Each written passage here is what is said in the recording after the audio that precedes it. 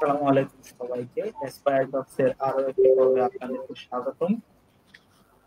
আজকে আমাদের esteemed guest একজন আমাদের অনেকেরই ড্রিম জব অবটেইনার আমি বলবো। তো আমাদের সেই গেস্টের তার জার্নি কিরকম ছিল, কম্পিউটার সায়েন্সে মানুষ কিভাবে আগাতে পারে, স্টুডেন্টরা কিভাবে প্রিপারেশন নিতে পারে, তিনি কি ধরনের চ্যালেঞ্জেস ফেস করেছেন এবং তার ক্যারিয়ারের বর্তমান সিচুয়েশন এবং লাইফস্টাইলটা কেমন সে সম্পর্কে আমরা জানবো। শুরুতে স্বাগত জানিয়ে নিচ্ছি জনাব শাহিদ আহমেদ ভাইকে। উনি গুগলের সফটওয়্যার ইঞ্জিনিয়ার হিসেবে কর্মরত আছেন। আসসালামু আলাইকুম শাহিদ ভাই, আপনি কেমন আছেন? ওয়ালাইকুম সালাম, খুব ভালো আছি। তোমার কি অবস্থা? আলহামদুলিল্লাহ, আমরা সবাই আমরা ভালো আছি সবাই, আলহামদুলিল্লাহ সবাই। Good to know. প্রথমে আমি আপনাকে অনুরোধ করব আমাদের উদ্দেশ্যে এবং আমাদের অডিয়েন্সের উদ্দেশ্যে আপনি যদি আপনার ইন্ট্রোডাকশনটা একটু উপস্থাপন করেন। আচ্ছা, আমার নাম শাহেদ আহমেদ। আমি বর্তমানে কর্মরত আছি গুগলের তাইওয়ান শাখায় একজন সফটওয়্যার ইঞ্জিনিয়ার হিসেবে, এবং বর্তমানে আমি মোবাইল সিলিকন টেকনোলজি নিয়ে কাজ করছি। সো এটা হচ্ছে জাস্ট বেসিক ইন্ট্রোডাকশন আমার। পরবর্তীতে হয়তো আমরা আরো আগে থেকে শুরু করতে পারবো। ওকে, অসংখ্য ধন্যবাদ শাহিদ ভাই। প্রথমে আমি জানতে চাইব যে আপনার বাংলাদেশে আপনার আন্ডার গ্রাজুয়েট জার্নিটা কেমন ছিল, সেটা কি আপনার মনোভূত ছিল? একদম। আমি তাই চাইলে আমি একদম আমার একাডেমিক লাইফ শুরু থেকে আমার পার্সোনাল গল্প বলতে পারি, তারপর আন্ডারগ্রেড, তারপর বাকিটা। সো আমি যদি আমার আর্লি লাইফের কথা বলি, আমার স্কুল কলেজ দুইটাই ছিল নরসিংদীতে, এবং নরসিংদীতে এসএসসি এবং এইচএসসি দুইটাই দিয়েছি। তারপর গ্র্যাজুয়েট করার পর আমি কম্পিউটার সায়েন্স অ্যান্ড ইঞ্জিনিয়ারিং এ ভর্তি হয় ইসলামিক ইউনিভার্সিটি অফ টেকনোলজিতে, যেটা অনেকে আইওটি নামে চেনো। সো আমি ভর্তি হই 2015 সালে এবং গ্র্যাজুয়েট করি 2019-এর শেষে। সো মোটামুটি এই 4 বছর ছিল আমার আন্ডারগ্রেড লাইফ। সো আমি যদি নিজের কথা বলি, আমি কিন্তু লাইক একাডেমিক দিক দিয়ে আমার খুব হাই পারফরমেন্স স্টুডেন্ট ছিলাম না। আমার রেজাল্টের দিকে দেখলে তোমরা দেখবা যে অ্যাভারেজ বা বিলো অ্যাভারেজ। সিজিপিএ আমার হয়তো খুব বেশি না, বাট আমি অন্যান্য যে কোকারিকুলার অ্যাক্টিভিটিস আছে ওইগুলোর সাথে আমি জড়িত থেকেছি। যেমন আমাদের ভার্সিটিতে প্রোগ্রামিং কমিউনিটি ছিল, প্রোগ্রামিং ক্লাব ছিল, এবং রেগুলার আমাদের প্রোগ্রামিং কম্পিটিশন হতো। সো এগুলার সাথে আমি জড়িত ছিলাম। সো আলটিমেটলি আন্ডারগ্রেডে আমার যদি এক্সপিরিয়েন্সের কথা বলি, আন্ডারগ্রেডে আমি বেসিক যা নলেজ কম্পিউটার সায়েন্স সম্পর্কে তা পেয়েছি, কিন্তু কম্পিউটার সায়েন্সের বেসিক নলেজ বাদেও যে জিনিসটা দরকার সেটা হচ্ছে প্রবলেম সলভ করার একটা ক্যাপাবিলিটি।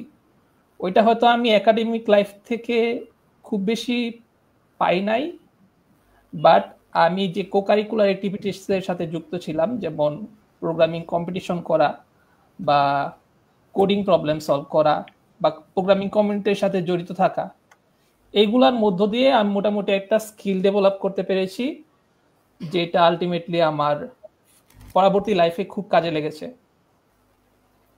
সো এটাই বলতে চাই আর কি।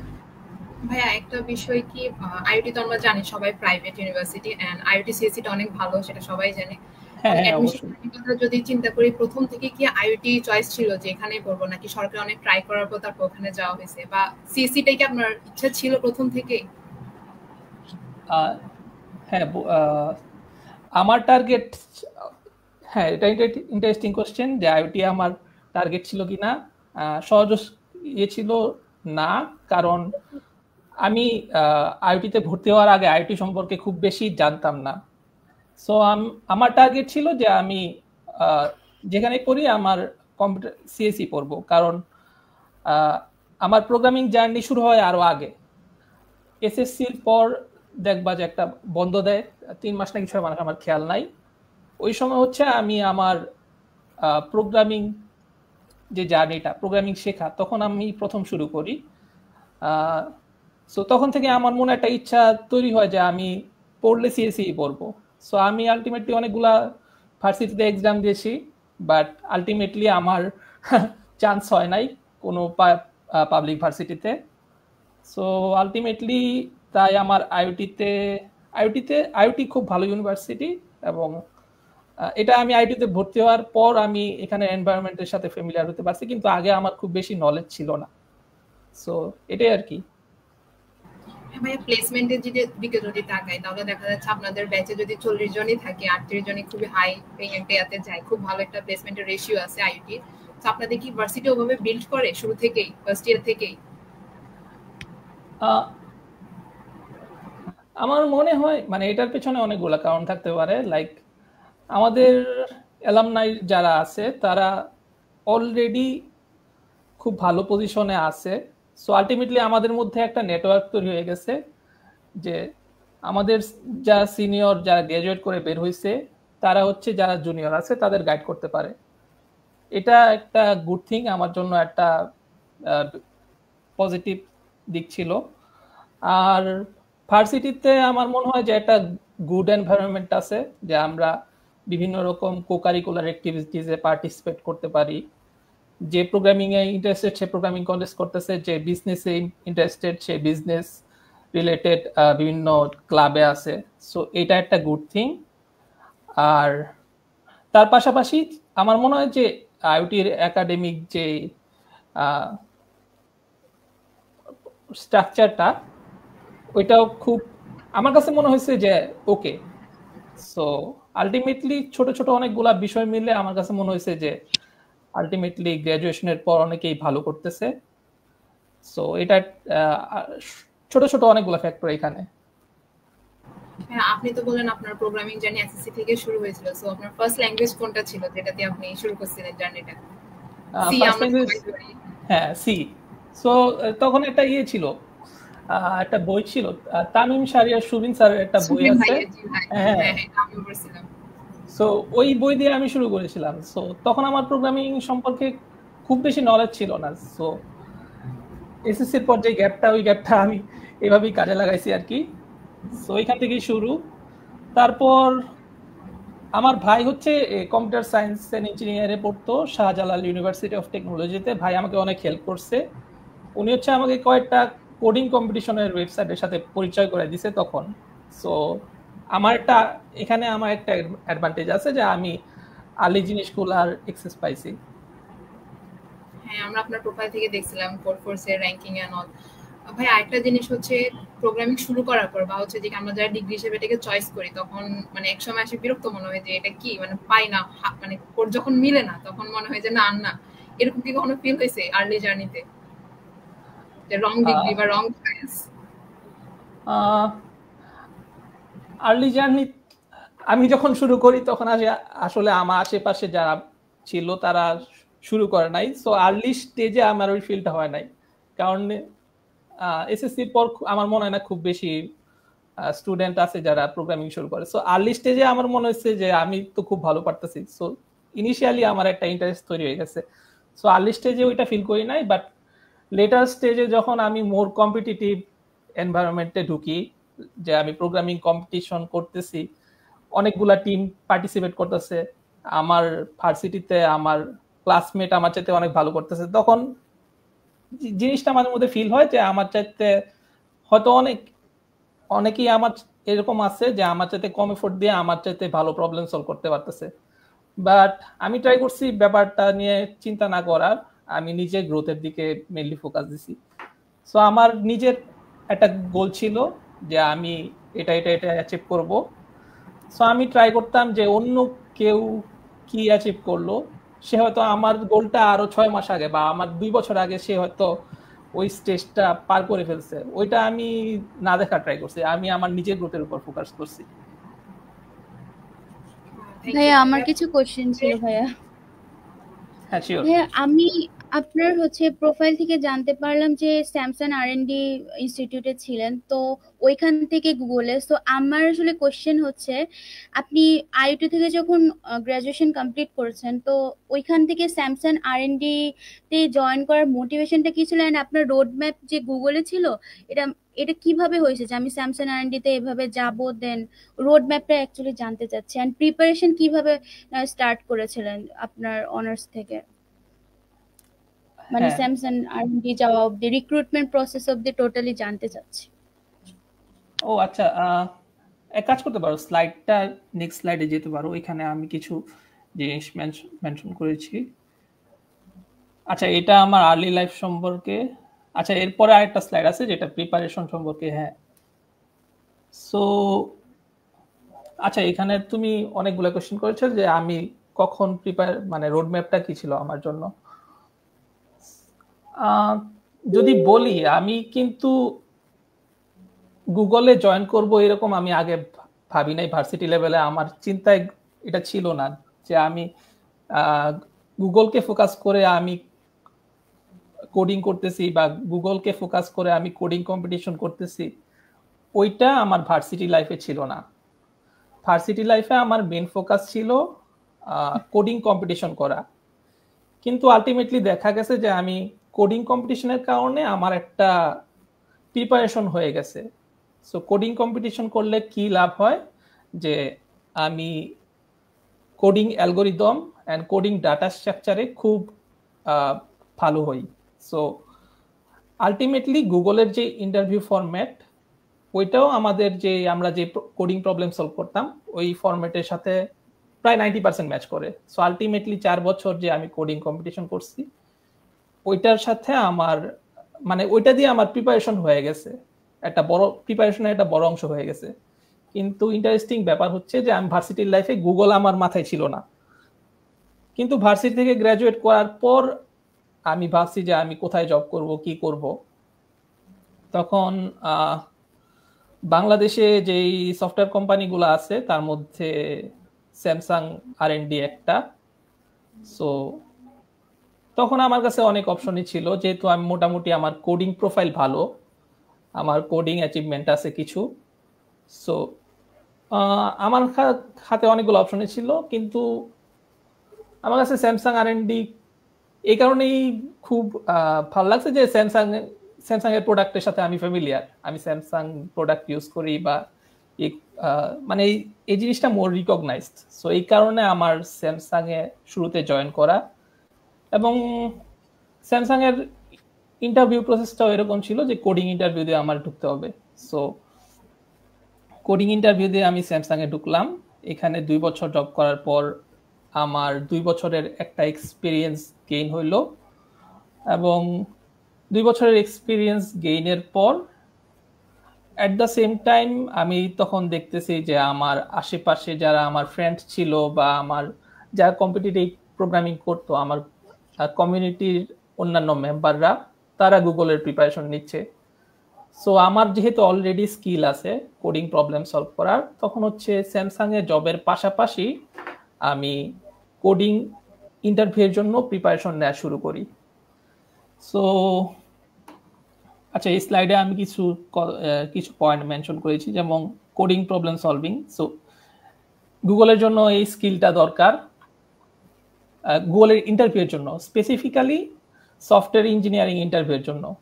আমি অন্যান্য ফিল্ডের কথা বলতে পারবো না, কারণ গুগলে সফটওয়্যার ইঞ্জিনিয়ার বাদেও আর অনেক ফিল্ডের লোক যায়, ইলেকট্রিক্যাল ইঞ্জিনিয়ার হতে পারবা, মেকানিক্যাল ইঞ্জিনিয়ার পাবা, কিন্তু মেইনলি সফটওয়্যার ইঞ্জিনিয়ার হায়ার করার সংখ্যাটাই বেশি। সো আমি সফটওয়্যার ইঞ্জিনিয়ারের কথা বলতেছি এখানে।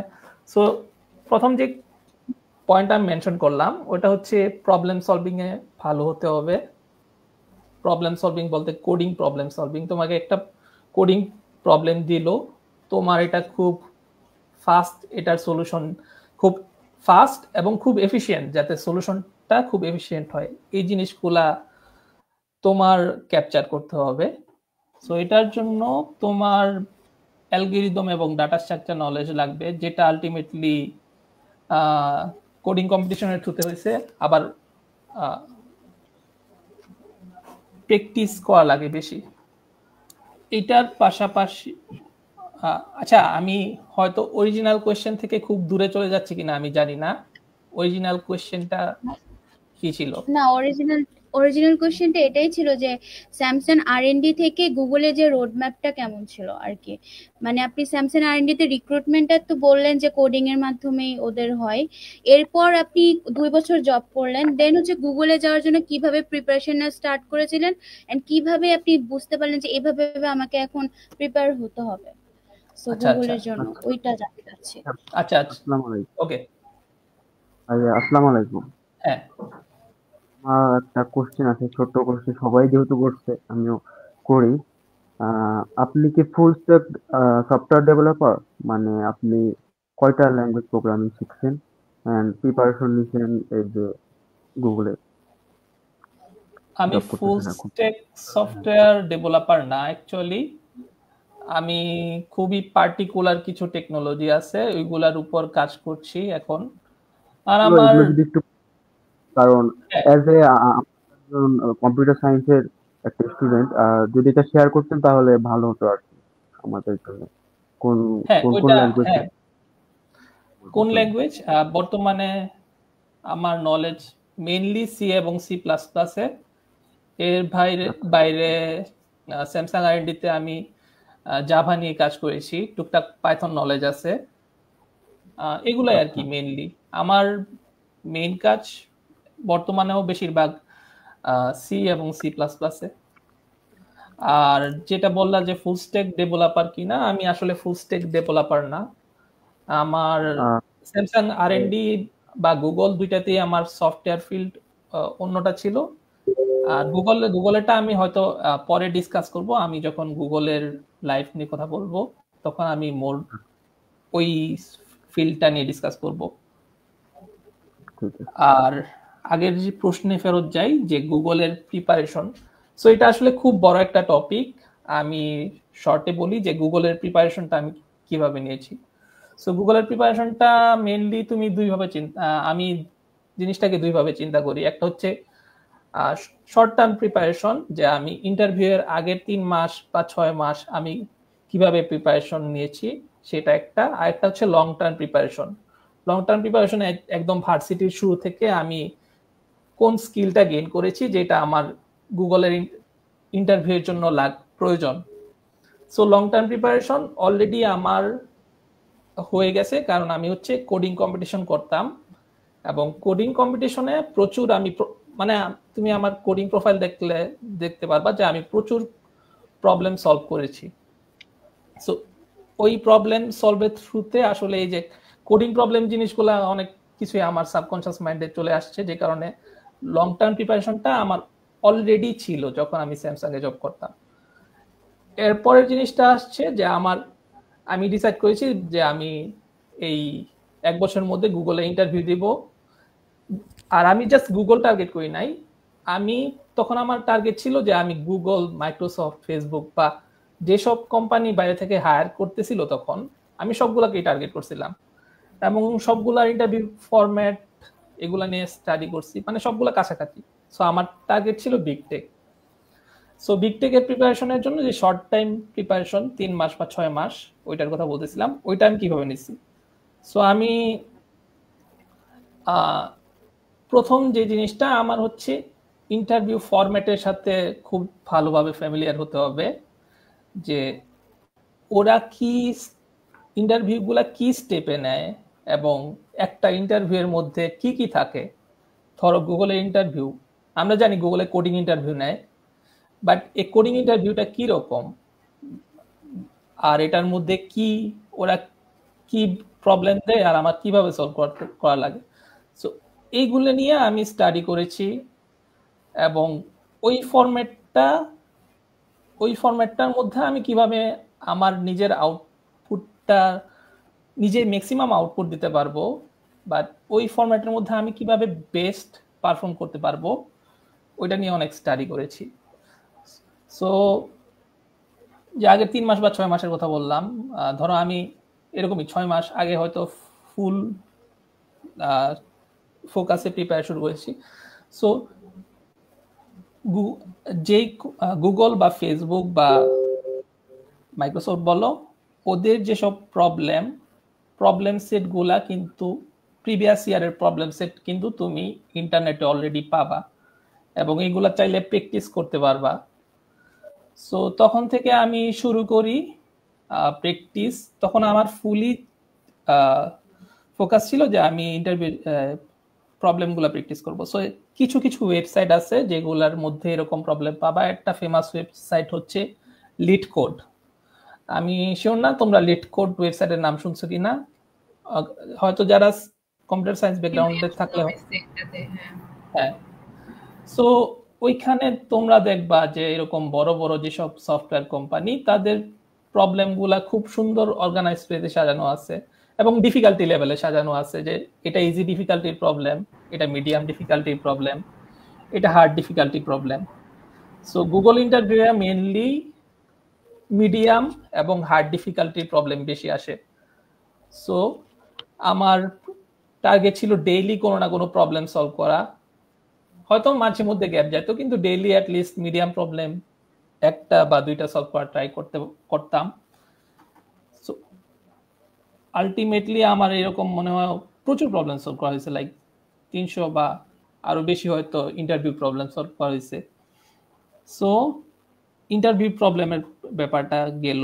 সো এখন আমাকে যদি প্রবলেম দেয়, আমি একটা সলিউশন জেনারেট করতে পারবো।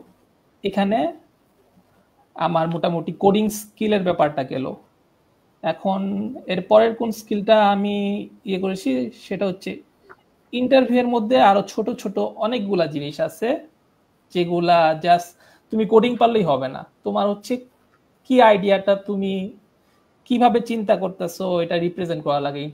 যে ইন্টারভিউ নেয় সে জাস্ট দেখবে না যে তুমি কোড করতে পারতেছো কিনা, just coding is not enough. তোমার আইডিয়াটা তাকে বুঝাতে হবে প্রপারলি। আর তারপর ইন্টারভিউ আরো ছোটখাটো অনেক জিনিস আছে, যে গুগলের ইন্টারভিউয়ে মেইনলি কি হয় যে ওরা যে প্রবলেমটা তোমাকে দেয় ওইটা অনেক সময় ভেগ দেয় বা অনেক সময় প্রবলেমটা বোঝা যায় না। সো এই কাজটা ওরা ইচ্ছে করেই করে, দেখার জন্য যে তোমাকে একটা ডিফিকাল্ট সিচুয়েশনে ফেলাইলে তুমি কিভাবে রিয়েক্ট করো। সো এখানে অনেক সময় তোমাকে হচ্ছে অনেক কোয়েশ্চেন আস্ক করে করে প্রবলেমটা ক্ল্যারিফাই করা লাগে। সো এইসব যেই স্কিল আছে ছোট ছোট যেই কমিউনিকেশন স্কিল, ওইগুলা জাস্ট আমার লিডকোড সলভ করলে আসে না। ওইগুলার জন্য আমার মক ইন্টারভিউ দেওয়া লাগে। মক ইন্টারভিউ দেওয়ার জন্য এরকম, আচ্ছা একটু নয়েজ হচ্ছে কেউ কি? আচ্ছা, থ্যাংক ইউ। সো আমার প্রচুর মক ইন্টারভিউ দেওয়া লাগছে গুগলের ইন্টারভিউয়ের আগে। আর এই মক ইন্টারভিউয়ের থ্রুতে আমি হচ্ছে এই ছোট ছোট স্কিলগুলা গেইন করছি, যে আমি ইন্টারভিউ টাইমে কিভাবে নিজেকে প্রেজেন্ট করব, এবং আমাকে একটা প্রবলেম দিল, আমি কিভাবে আমি যে সলভ করতেছি আমার আইডিয়াটা তাকে কিভাবে বুঝাবো, বা কিভাবে আমি নিজেকে রিপ্রেজেন্ট করব যাতে যে ইন্টারভিউ নিচ্ছে সে যাতে ইমপ্রেসড হয়। আর এই সব, সো এটা গেল যে আমার মক ইন্টারভিউ নেওয়া লাগছে অনেক, আর আমি দেওয়া লাগছে অনেক। ইন্টারভিউগুলা প্র্যাকটিস করছি কোন জায়গায়, এইরকম গুগলে সার্চ করলে পাবা কিছু ওয়েবসাইট আছে যেখানে হচ্ছে তুমি কোডিং ইন্টারভিউ প্র্যাকটিস করতে পারো। র্যান্ডম পারসনের সাথে তোমার ম্যাচ করাই দিবে এবং তোমরা নিজের কোডিং ইন্টারভিউ প্র্যাকটিস করতে পারো নিজেদের মধ্যে। সো ওই সব ওয়েবসাইটে আমি প্রায় 25-30টা মতো অলরেডি ইন্টারভিউ দিয়ে ফেলছি গুগলের ইন্টারভিউয়ের আগে। এবং এট দ্য সেম টাইম আমার ফ্রেন্ডরা প্রিপারেশন নিতেছিল, আমি আমার ফ্রেন্ডদের সাথে নিজেরা আমরা ইন্টারভিউ প্র্যাকটিস করতাম। সো এখানে আমার খুব ভালো একটা প্র্যাকটিস হয়েছে। সো এখানে আমার প্র্যাকটিসের ব্যাপারটা গেল। এখন আমি মোটামুটি গুগলের ইন্টারভিউর জন্য পুরোপুরি রেডি। তারপরও আরো ছোট ছোট অনেক জিনিস আছে যেগুলা আমার দরকার। একটা হচ্ছে আমার রেজুমেটা খুব ভালোভাবে প্রিপেয়ার করা লাগবে, কারণ মানে গুগলে তো অনেক মানুষ অ্যাপ্লাই করতেছে, লাখ হাজার হাজার, আমি জানি না লাখ কিনা লাখ মানুষ হয়তো অ্যাপ্লাই করতেছে। সো রিক্রুটারের কাছে যখন একটা রেজুমে আসে, সে কিন্তু খুব বেশি সময় পায় না এই রেজুমেটা চেক করার। হয়তো 9 সেকেন্ড বা 10 সেকেন্ড একটা রেজুমের দিকে তাকায়, তারপর ওই অল্প সময় তাকায় সে একটা ডিসিশন নিয়ে নেয় যে এটা প্রসিড করবে কি করবে না। সো এই রেজুমে প্রিপারেশনটা কিন্তু মানে তুমি জাস্ট গুগল ইন্টারভিউর ক্ষেত্রে না, যে কোনো ইন্টারভিউয়ের ক্ষেত্রে তোমার রেজুমে প্রিপেয়ার করাটা খুবই ইম্পর্টেন্ট। সো রেজুমে সবচেয়ে ভালো হয় রেজুমেটা 1 পেজের রাখলে। সো আমি 1 পেজের একটা রেজুমে ক্রিয়েট করেছি, এবং ওইখানে আমি যে মানে আমার যে এক্সপার্টাইজ আছে সেগুলা খুব ভালোভাবে মেনশন করা ট্রাই করছি। যে আমি স্যামসাং আইএনডিতে 2 বছর আমার এক্সপিরিয়েন্স ছিল, ওইখানেও আমি সি প্লাস প্লাস নিয়ে কাজ করেছি, এইগুলা মেনশন করেছি। আমার কোডিং অ্যাচিভমেন্টের কথা মেনশন করেছি। আমার ভার্সিটিতে ছোটখাটো কিছু প্রজেক্ট ছিল, খুব আহামরি প্রজেক্ট না, ওইগুলার কথা মেনশন করেছি, যাতে আলটিমেটলি জিনিসটা, যাতে রিক্রুটার আমার রেজুমেটা 10 সেকেন্ড দেখলে বুঝে যে দিস গাইস নোস কোডিং, সে কোডিং মানে কোডিং সম্পর্কে জানে। সো রেজুমে আমি প্রিপেয়ার করা হয়ে গেল। তারপরে যে নেক্সট লাস্ট যে পয়েন্ট আমি মেনশন করেছি সেটা হচ্ছে জব পজিশন খোঁজা বা জব খোঁজার যে ব্যাপারটা। সো সবকিছু আমার প্রিপেয়ার হয়ে গেল। এখন আমার ফাইনাল হচ্ছে জব খোঁজা এবং জবে অ্যাপ্লাই করা। এটা আর একটা ডিফিকাল্ট কাজ, কারণ অনেক অনেক জব, আমি কই জব খুঁজবো, বা লিঙ্কডইনে অনেক অনেক আছে। সো বড় বড় যেসব কোম্পানি আছে বা বিগ টেক যেগুলোকে বলি, ওদের সবগুলারই ক্যারিয়ার সাইট থাকে, ওদের আলাদা ক্যারিয়ার সাইট থাকে, এবং ওই সব ক্যারিয়ার সাইটে যদি তুমি যাও, ওদের ওপেন মানে ওদের ওয়ার্ল্ড ওয়াইড যত ওপেন জব পজিশন আছে সবগুলা তুমি দেখতে পারবা। সো গুগলের ওয়েবসাইটে আমি গেলাম, গুগলের ক্যারিয়ার ওয়েবসাইটে গিয়ে আমি জব খুঁজলাম, এবং দেখলাম যে কোন জবের, প্রত্যেকটা জবের নিচে জবের রিকোয়ারমেন্টস গুলো দেওয়া থাকে। আমি দেখলাম অনেকগুলা জব, আমি দেখেছি কোন জব রিকোয়ারমেন্টস আমার সাথে সবচেয়ে বেস্ট ম্যাচ করে, এগুলা সার্চ করে আমি তাইওয়ানের একটা পজিশনে আমি অ্যাপ্লাই করি, এবং দেখা যায় যে অ্যাপ্লাই করার পর 2-1 দিনের মধ্যেই রিক্রুটার আমাকে রিচ করে। সো এটা কিন্তু খুব ইম্পর্টেন্ট। লাইক তোমার দেখতে হবে তোমার স্কিলগুলা কি কি, এবং তোমার এটাও দেখতে হবে যে যে একটা জব পজিশন, সে জব পজিশনে কি কি স্কিল চাইছে। এবং অনেক সময় এটা আরেকটা ট্রিক, যে তুমি যে রেজুমেটা ড্রপ করতেছো ওদের ক্যারিয়ার ওয়েবসাইটে, চেষ্টা করবা যে জব রিকোয়ারমেন্টসে যে পয়েন্টগুলো ওরা চাইছে। যেমন আমি যখন অ্যাপ্লাই করি, জব রিকোয়ারমেন্টসে চাইছে যে সি প্লাস প্লাস জানা লাগবে, তারপর মানে অ্যালগরিদম এবং ডাটা স্ট্রাকচারে ভালো হতে হবে, এরকম কিছু পয়েন্ট মেনশন ছিল। সো আমার রেজুমেতেও আমি ওই জিনিসগুলা একদম ফোকাস, একদম বোল্ড করে রেখেছি, যাতে রিক্রুটার জিনিসটা দেখে। সো এটা আর একটা ট্রিক, যে তুমি যে পজিশনে অ্যাপ্লাই করতেছো ওইখানে যে রিকোয়ারমেন্টস, ওইটা হচ্ছে তোমার রেজুমেতে হাইলাইট করবা। এবং এই কারণে আমার ইজিলি রিক্রুটার আমাকে ইজিলি রিচ করছে, এবং তারপর হচ্ছে আমার ইন্টারভিউ প্রসেস বাকিটা শুরু হয়েছে, এবং বাকিটা আলহামদুলিল্লাহ একদম স্মুথলি গেছে। আমি হয়তো মেইন পয়েন্ট থেকে অনেক দূরে চলে আসছি। না না না, মেইন পয়েন্ট ভাইয়া ঠিকই আছে। আপনার কথাতে আমি আরো কয়েকটা কোশ্চেন আসতেছে। এই যে মানে আপনার যে গুগলে যাওয়াটা, এর পেছনে আপনার তাহলে জব, যে স্যামসাং এ যে আপনি 2 বছর জব করছিলেন, তো এটা তো মনে হয় অনেক বড় ইম্প্যাক্ট ফেলছে না, জব ওয়ার্ক এক্সপিরিয়েন্স। অনেক সময় দেখা যায় বিগ টেক কোম্পানিগুলোতে ওয়ার্ক এক্সপিরিয়েন্স অনেক বেশি চায়, মানে 5 ইয়ার্স হয়, তারপরে হচ্ছে কখনো দেখা যায় 6 ইয়ার্স, এরকমও হয় মোর দ্যান 4 ইয়ার্স।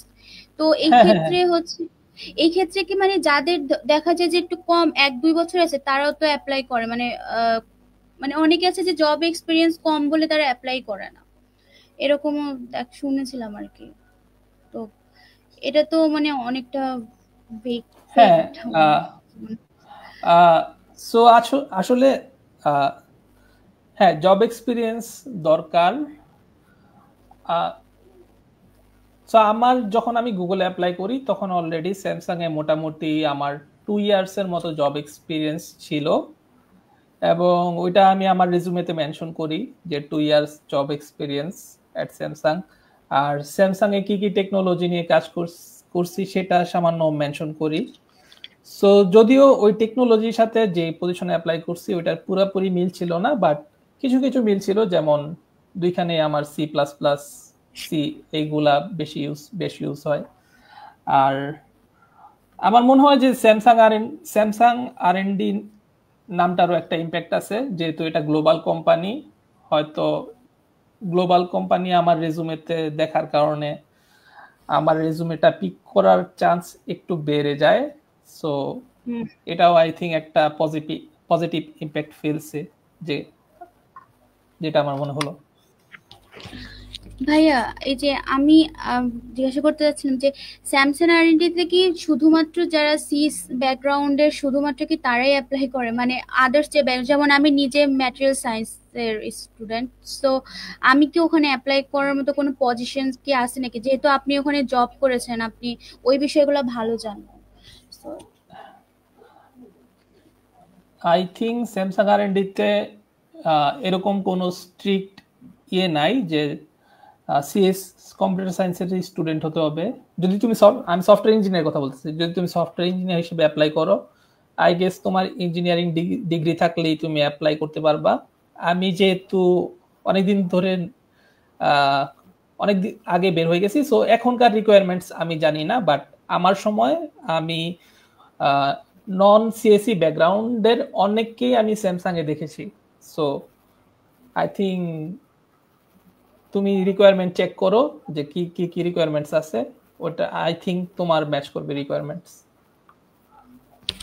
ভাইয়া যারা হচ্ছে চায় আপনার মতো পজিশনে যেতে, এখন যারা সিএস ব্যাকগ্রাউন্ডের না, তাদের সবারই আপনি কি মনে করেন আপনার পার্সোনাল জায়গা থেকে যে সবারই একটা না একটা মানে এই কোয়ালিটি গুলা তার মধ্যে রাখতে হবে আর কি, যে আপনি কি কি মেনশন করতেছেন এই স্কিল গুলা তার অনার্স লাইফ লাইক আমার যারা থার্ড ইয়ার ফাইনাল ইয়ার আছে বা ইউনিভার্সিটিতে ফার্স্টে উঠছে, তো তাদের জন্য কি সাজেশন দিবেন, মানে যে এটা তুমি যদি চাই যে সবাই তো বিগ টেক কোম্পানিতে মোটামুটি সবারই থাকে টার্গেট, সো ওই ওয়াইজ মানে যদি আপনি কোনো সাজেশন দিতেন যে তোমরা এইগুলা করো, সিএস হোক বা নন সিএস হোক সবার জন্য।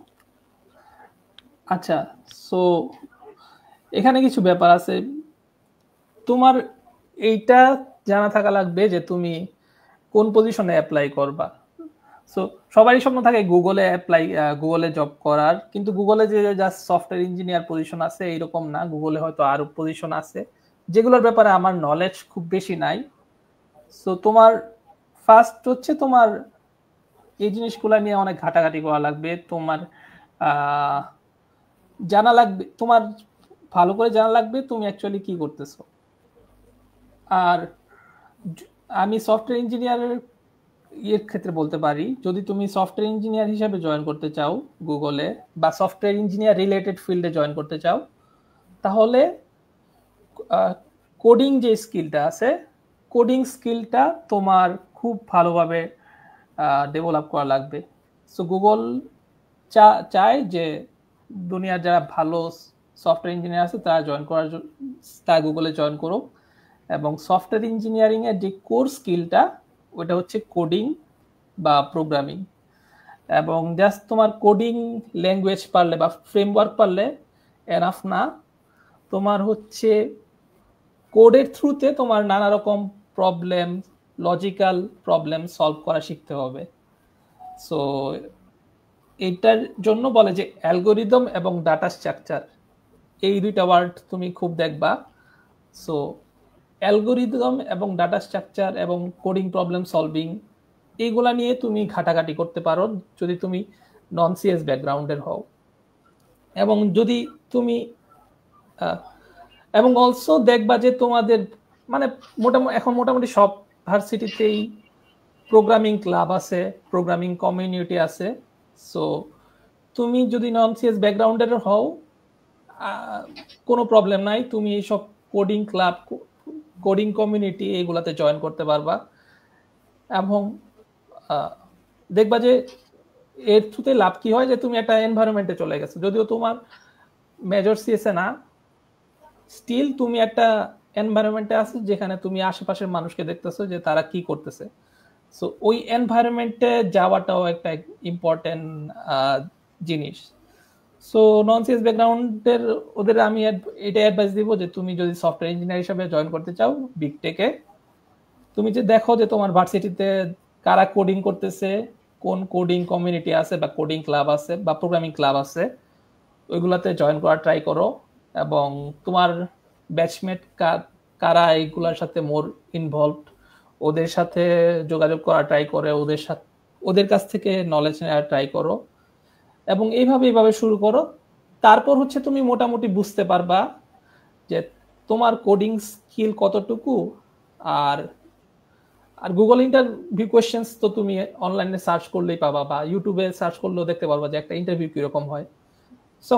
তখন তুমি নিজের একটা গ্যাপ বুঝতে পারবা এবং ওই গ্যাপটা 1 বছর বা 2 বছরের মধ্যে কতটুকু কভার করা পসিবল, তখন তোমার মোটামুটি নিজে থেকে একটা ইনটুইটিভ নলেজ আসবে।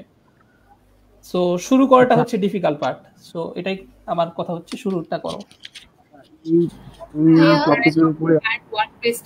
মানে হচ্ছে যে গুগলে সিলিকন ভ্যালিতে সিলিকন ভ্যালি সফটওয়্যার ইঞ্জিনিয়ার, আপনার কাজটা সম্পর্কে একটু জানতে চাচ্ছিলাম। আমি সিলিকন টেকনোলজি নিয়ে কাজ করতেছি, কিন্তু সিলিকন ভ্যালিতে কাজ করতেছি না। আচ্ছা, যাই হোক। সো আমার এটা আপনার ইয়াতে লিখা ছিল validation something like software engineer. Silicon validation নিয়ে কাজ করছি। আচ্ছা, পরের স্লাইডে যেতে পারো। হ্যাঁ, আচ্ছা, পরের স্লাইডে যেতে পারো, এখানে মেনশন করেছি এই জিনিসগুলা, এর আগের স্লাইড। হ্যাঁ, সো এরপর টপিক। হ্যাঁ, বলতে পারো। যেটা বললেন সিস্টেম অন চিপ, এইটা কি জিনিস একটু যদি মানে ডিটেইলসে বলতেন। আচ্ছা। সো এটা হচ্ছে আমার গুগলে।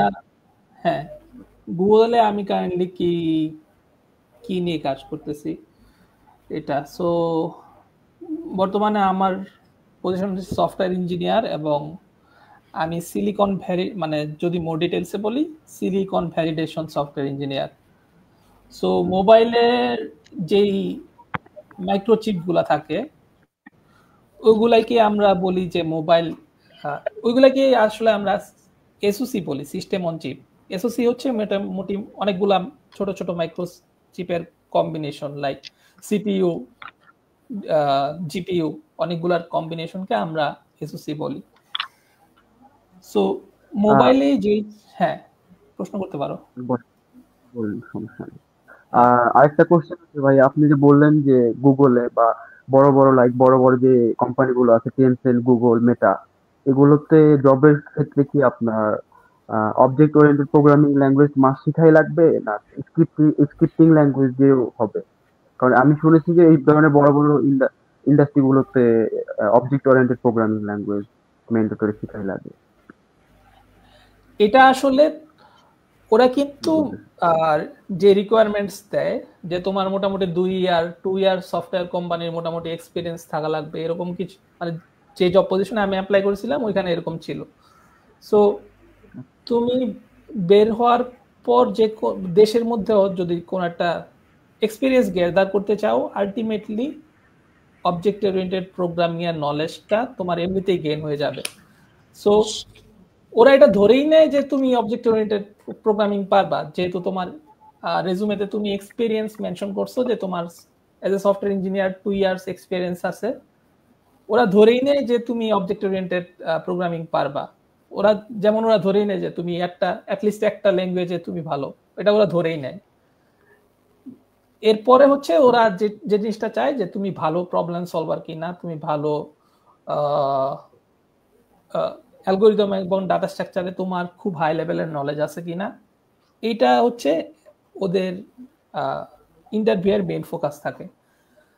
সো হ্যাঁ, অবজেক্ট ওরিয়েন্টেড প্রোগ্রামিং সম্পর্কে জ্ঞান থাকা দরকার এবং হ্যাঁ, এটা একটা প্রবলেম যে নন সিএস ব্যাকগ্রাউন্ডে তুমি নলেজটা কিভাবে পাবা। হয়তো তুমি যখন হয়তো তুমি গ্রাজুয়েট করার পর বাংলাদেশে বা যদি সুযোগ পাও দেশের বাইরে যেসব জায়গায় ফ্রেশার্স নেয়, যে কোনো একটা কোম্পানিতে জয়েন করে ফেলতে পারো এবং ওইখান থেকে তুমি 1 বছর বা 2 বছর চাকরি করলে মোটামুটি তোমার একটা নলেজ গেইন হয়ে যাবে। সো এটা একটা ওয়ে। ভাইয়া আচ্ছা, আমার একটা হ্যাঁ বলো। ভাইয়া ওই স্যামসাং আর&ডি তে আমি জাস্ট এটা নিয়ে আবার একটু জিজ্ঞাসা করলাম। স্যামসাং আর&ডি তে কি হচ্ছে মানে রিক্রুটমেন্ট যে কোশ্চেন গুলো, সরি, আপনি যে পরীক্ষাগুলো মানে দিতে হয়েছে, তো কোডিং বলছেন জাস্ট, মানে এটা শুনেছিলাম যে 3টা হচ্ছে স্টেজে বলে পার করতে হয় নাকি? আমি এটা একটু যদি আপনি বলতেন, মনে করে জানি না। মানে আমার যতটুকু মনে আছে যে আমার অ্যাপ্লিকেশন দেয়া লাগছে, অ্যাপ্লিকেশন কারো রেফারের কোনো সিনিয়র যদি তোমার স্যামসাং আর&ডি তে জব করে তার থ্রুতে অ্যাপ্লিকেশন রেফার করে দিলে অ্যাপ্লিকেশন পিক করার চান্স বেশি থাকে। সো এটা আমি করছি। আমি একজন সিনিয়রকে আমার রেজুমেটা দিছি, উনি হচ্ছে এইচআর কে সেটা দেওয়ার পর আমার মনে আছে যে আমার জাস্ট 2টা স্টেপ ছিল, একটা হচ্ছে কোডিং ইন্টারভিউ আর একটা হচ্ছে ম্যানেজারের সাথে ইন্টারভিউ। কোডিং ইন্টারভিউ বলতে কোডিং যে এক্সাম, কোডিং এক্সামে হচ্ছে আমার যতটুকু মনে আছে স্যামসাং এর কিছু প্রবলেম সেট থাকে এবং ওদের অফিসে গিয়ে ওদের কম্পিউটার বা ওদের এনভায়রনমেন্টে আমার হচ্ছে ওইখানেও কিছু প্রবলেম থাকে এবং ওইখানেও কোড লেখা লাগে। সো আমার এক্স্যাক্টলি মনে নাই যে কোডিং ইন্টারভিউ টোটাল কতক্ষণের, আমার মনে নাই 1 ঘন্টার নাকি 2 ঘন্টার, যাই হোক। সো এই কোডিং ইন্টারভিউয়ে প্রবলেম সলভ করতে পারলে তারপর হচ্ছে ম্যানেজারের সাথে একটা ইন্টারভিউ হয়, যে টিম ম্যানেজার থাকে এবং হয়তো এইচআর এর কেউ একজন থাকে। সো ওরা হচ্ছে তোমাকে তোমার ব্যাকগ্রাউন্ড সম্পর্কে জিজ্ঞেস করবে বা তুমি ফিউচারে কি করতে চাও টুকটাক এগুলা জিজ্ঞেস করবে। সো এটার পর আমি পাই আর কি, অফার লেটার পাই। সো আমি এখন জানি না যে এখন, কারণ আমি স্যামসাং থেকে বের হয়েছি অনেক বছর হয়ে গেছে, 2-3 বছর হয়ে গেছে, 3 বছর হয়ে গেছে অলমোস্ট। এখনকার ইন্টারভিউ প্রসেসটা সম্পর্কে আমি খুব বেশি জানি না, এখন হয়তো 3 স্টেজে হয় বা আরো বেশি স্টেজে হয়। ভাই এটা কোত্থেকে জানবো, মানে এটা স্যামসাং এর ক্যারিয়ার ওয়েব মানে পেজ নাকি, মানে একটু যদি বলতেন। মানে স্যামসাং লিংকডইন এর, হ্যাঁ লিংকডইনে হয়তো স্যামসাং এর, যদি তোমার ভার্সিটিতে পরিচিত কেউ থাকে স্যামসাং এর বড় ভাই, তাদের কাছ থেকে জিজ্ঞেস করতে পারো যে এই জিনিসটা কই পাওয়া যাবে। আমি জানি না, তবে স্যামসাং আর&ডির ক্যারিয়ার ওয়েবসাইট আছে কিনা আমি শিওর না, মেবি নাই। সো চেষ্টা করো যে সিনিয়র কারোর সাথে কন্ট্যাক্ট করার, এবং সে হয়তো তোমাকে আরো ভালো গাইড করতে পারবে এই ব্যাপারটা। এটাই আর কি। আমরা আমাদের সকেট টপিকে ফিরে আসি। আচ্ছা, মেইন টপিকটা কি এখন? এখন হচ্ছে আমি যেটা বেসিক্যালি জানতে চাচ্ছিলাম, আপনি যে সিলিকন ভ্যালিডেশন সফটওয়্যার ইঞ্জিনিয়ার, যেটা ওখানে তো হচ্ছে যে আপনার চিপগুলোর যে কাজগুলা ঠিকঠাক মতো রান করতেছে না, ফাংশন ডিবাগিং, আপনার কাজটা নিয়ে জানতে চাচ্ছিলাম ওখানে। হ্যাঁ, সো আমার কাজটা হচ্ছে বেসিক্যালি আমরা সিলিকন ভ্যালিডেশন ইঞ্জিনিয়ার, এবং মোবাইল গুগলের পিক্সেল ফোন তো এখন খুব পপুলার। সো একটা ফোনের মধ্যে কিন্তু অনেক কম্পোনেন্ট থাকে। এই কম্পোনেন্টগুলা ফোনে প্রোডাকশনে যাওয়ার আগে প্রত্যেকটা কম্পোনেন্ট কিন্তু ভালোভাবে ভ্যালিডেট করে নেওয়া লাগে। সো মোবাইলে যে ইম্পর্টেন্ট মোবাইলের যে ব্রেইনটা আছে, সবচেয়ে ইম্পর্টেন্ট যে কম্পোনেন্ট, ওটা হচ্ছে মোবাইলের মাইক্রোচিপ বা যেটাকে আমরা এসওসি বলি। সো এই জিনিসটা মোবাইলে পাঠানোর আগে প্রায় 1 বছর আমাদের, মানে মোটামুটি মোবাইলের জিনিসটা যাওয়ার আগে 1 বছর জিনিসটা বিভিন্ন ভ্যালিডেশন প্রসেসের থ্রুতে যায়।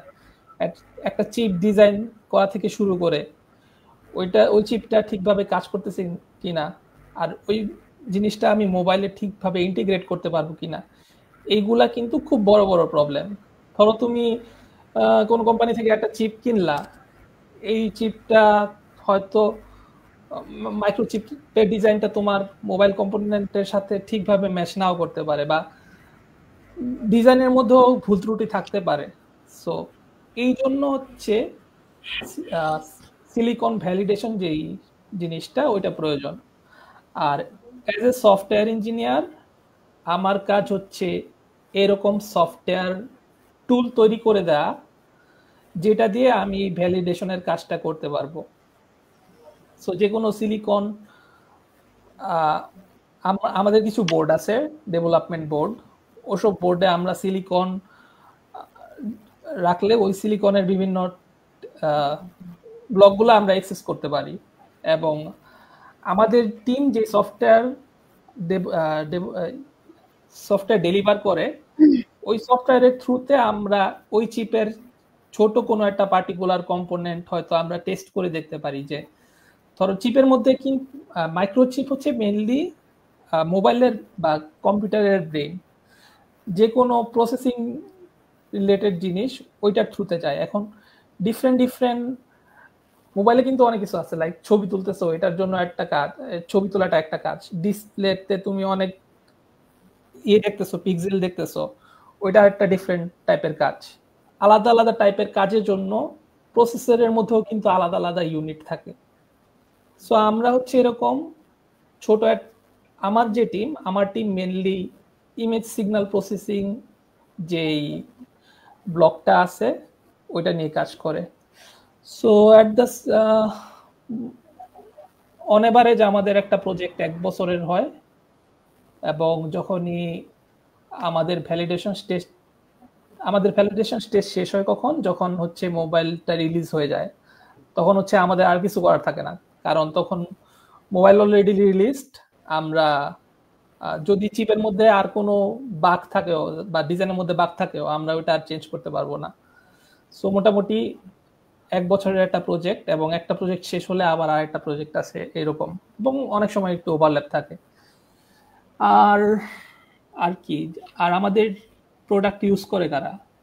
আমাদের প্রোডাক্ট ইউজ করে গুগলের মধ্যেই যারা অন্যান্য টিম আছে যারা ভ্যালিডেশন টাস্কের সাথে জড়িত, তারা হচ্ছে আমাদের এই সফটওয়্যার টুলগুলা ইউজ করে, এবং এই সফটওয়্যার টুলগুলা ইউজ করে তারা এনশিওরড হয় যে চিপগুলা ঠিকভাবে, মাইক্রোচিপগুলার হেলথ ভালো। আর যদি মাইক্রোচিপের ডিজাইনে কোনো ফল্ট থাকে ওইটা তারা খুঁজে বের করে আমাদের টুলসগুলা ইউজ করে। আর এই কারণে যে হ্যাঁ, আমি বর্তমানে তাইপে ব্রাঞ্চে কাজ করতেছি, তাইওয়ানে। আর কিন্তু আমার কাস্টমার টিম ইউএসএ তেও আছে, ইন্ডিয়াতে আছে। সো এই কারণে দেখা যায় যে আমার অন্যান্য ইয়েতেও যাওয়ার সুযোগ হয়। গুগলের হেডকোয়ার্টার হচ্ছে মাউন্টেন ভিউ, সো এখানেও আমার গিয়ে কাজ করার সুযোগ হয়েছে কাস্টমার টিমের সাথে। সো এটাই আর কি, এটাই আমার মেইন কাজ গুগলে।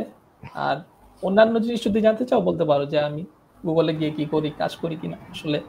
আচ্ছা, গুগলের তো এখন নিজস্ব প্রোডাকশনের ফোন আছে পিক্সেল, সো আপনারা এই চিপের কাজগুলো শুধু স্পেসিফিক্যালি পিক্সেলের জন্য করেন নাকি অন্যান্য তাদের জন্য সাপ্লাই বা ডেলিভারি বা তাদের টেস্টিং এর জন্য করেন? এটা একটু জানতে চাচ্ছিলাম।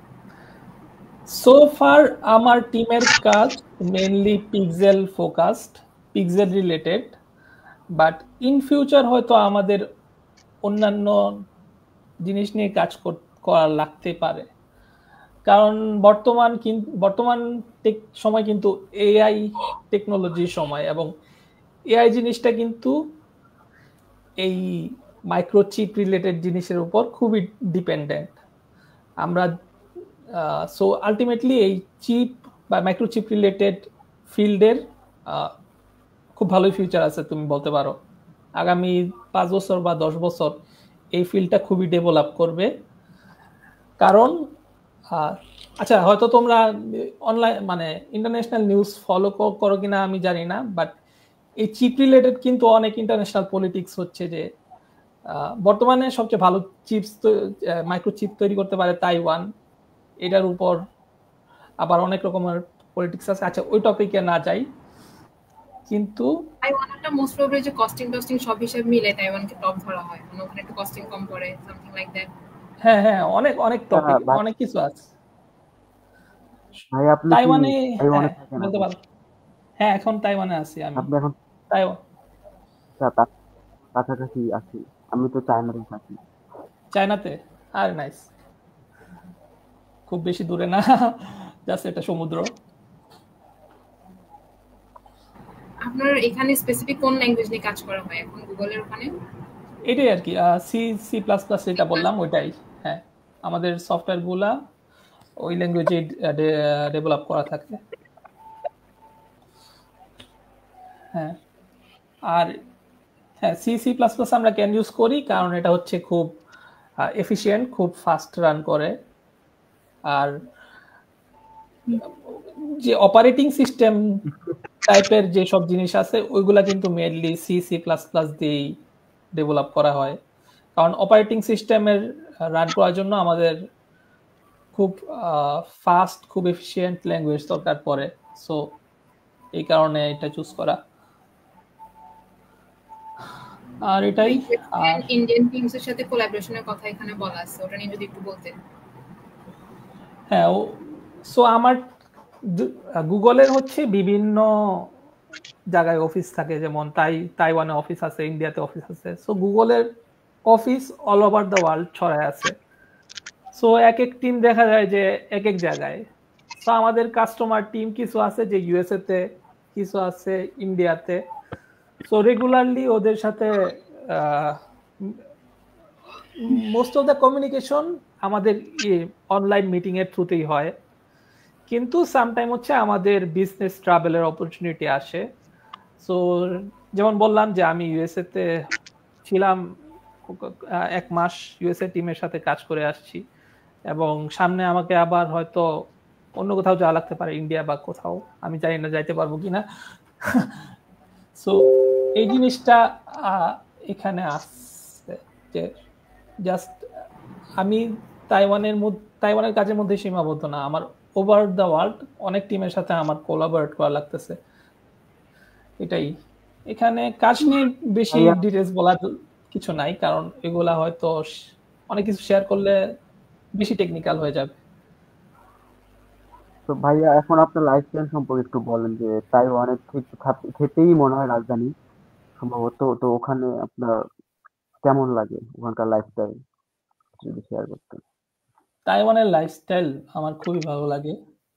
আমার মনে হয় যে তাইওয়ান যদিও খুব ছোট একটা দেশ, তাইওয়ানের মধ্যে তুমি যদি ন্যাচারাল বিউটির কথা চিন্তা করো, সবকিছু আছে এখানে। পাহাড় পাবা, সমুদ্র পাবা, এবং তাইওয়ানের সবচেয়ে যেই ভালো জিনিস লাগে এখানে সিকিউরিটি খুব ভালো। লাইক রাত 3টা 4টা বাজে আমি ঘোরাঘুরি করলেও, একা একা ঘোরাঘুরি করলেও আমার মধ্যে কোনো ভয় লাগবে না যে আমি সিকিউর কিনা। এবং তাইওয়ানে সবকিছু খুব এক্সেসিবল। পাবলিক ট্রান্সপোর্টে আমি যে কোনো সময় তাইওয়ানের এক মাথা থেকে অন্য মাথায় চলে যেতে পারি। আর যদি ঘোরাঘুরির কথা তো বললামই, যে এখানে ঘোরাঘুরি করার অনেক জায়গা আছে, তুমি উইকেন্ডে খুব মানে রিল্যাক্স হওয়ার জন্য তোমার অনেক অপশনস আছে এখানে। তার উপর আমার কাছে মনে হয় যে তাইওয়ানের মানুষ ইন জেনারেল খুব পোলাইট, বাট এখানে আমার একটাই প্রবলেম ফেস করা লাগছে, যে ওরা ইংলিশ একটু, হ্যাঁ, ল্যাঙ্গুয়েজ যে ব্যারিয়ারটা। সো আমার অলওয়েজ মোবাইলে গুগল ট্রান্সলেটর অন রাখা লাগে কারোর সাথে কমিউনিকেট করতে হলে, লোকাল কারোর সাথে। সো সেই কথা বললে আমি হচ্ছে মোবাইলে ট্রান্সলেট করে তারপর বোঝার চেষ্টা করি, তারপর আমি আবার রিপ্লাই দেই সিমিলারলি। ওরা কি মান্দারিন ল্যাঙ্গুয়েজ কথা বলে, ম্যান্দারিন বলে না হ্যাঁ। ওদের কোনো নির্দিষ্ট? আচ্ছা, তোমার কথা একটু কাটে কাটে আসতেছে। হ্যাঁ, ওরা মান্দারিন মানে চাইনিজ। আমার মনে হয় চায়নাতে যে ল্যাঙ্গুয়েজ, তাইওয়ানে এক্স্যাক্টলি সেম ল্যাঙ্গুয়েজে, হয়তো একটু এক্সেন্ট এরকম এদিক ওদিক হইতে পারে, আমি খুব শিওর না, যেহেতু আমি ল্যাঙ্গুয়েজ স্টাডি করি নাই। কিন্তু হ্যাঁ, ফুল চাইনিজ ওদের।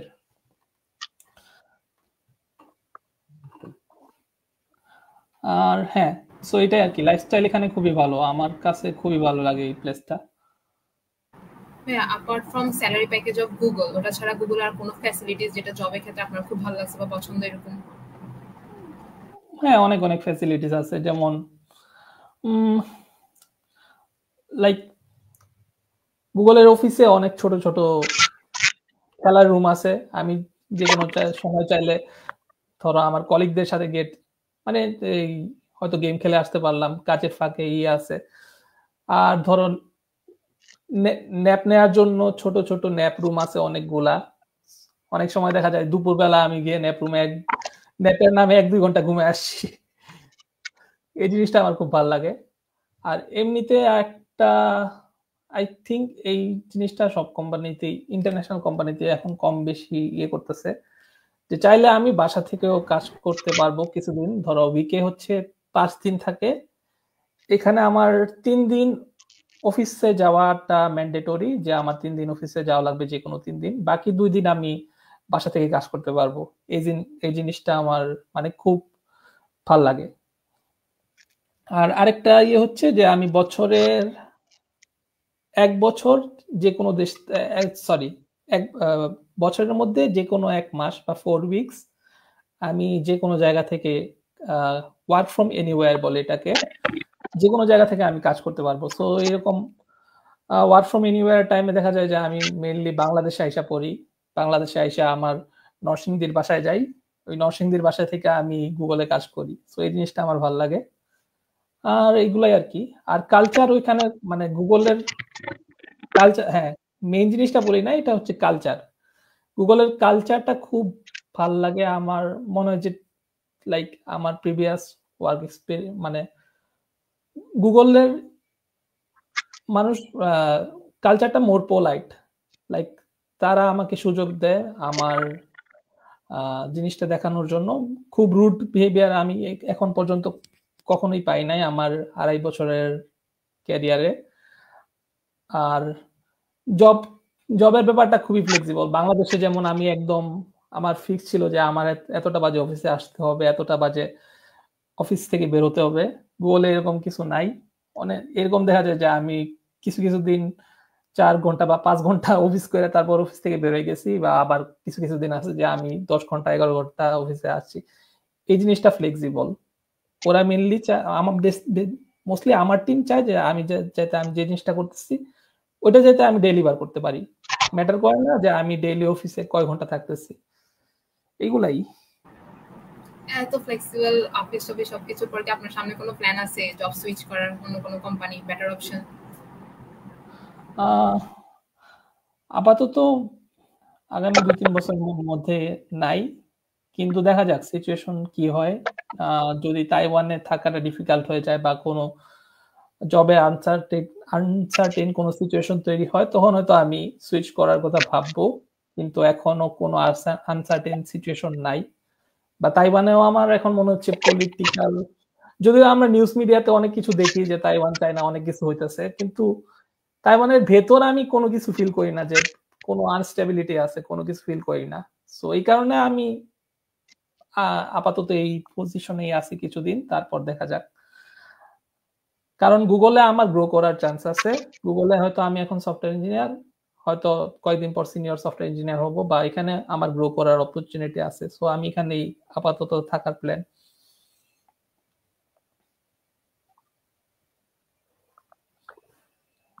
এই জিনিসগুলো আসলে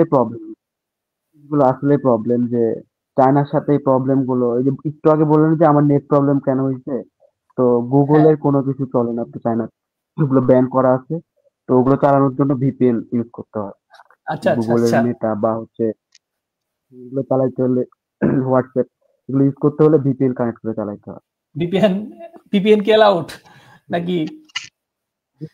ভিপিএন অ্যালাউড না, বাট ওই তো ভাবে চালাইতে হয়, না হলে তো দেশে কন্ট্যাক্ট করতে পারবো না। হ্যাঁ এটাও ট্রু। প্রবলেম হ্যাঁ অনেক এটা আছে। হ্যাঁ এগুলা গ্লোবাল পলিটিক্স।